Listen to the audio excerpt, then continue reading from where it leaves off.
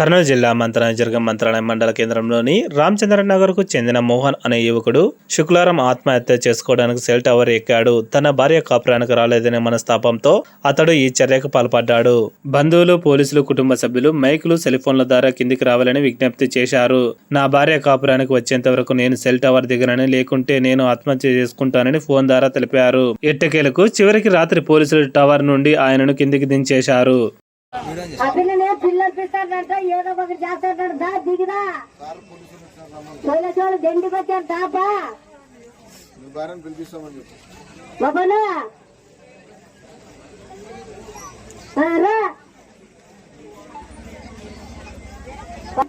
ఇంటికి దా, కిందికి దిగుతా, అందరు సారోడు వచ్చారు. దా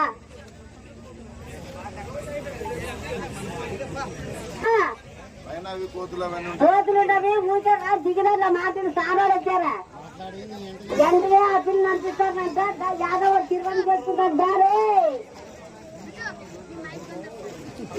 రామోహన్ మేము కిందికి వచ్చి ఏడుస్తున్నారా, కొద్దిగా నీరైనా మేము స్టేషన్ మాట్లాడి పంపిస్తాం రా, వాళ్ళతో మీ అక్క మామతో మాట్లాడతాం రానైనా.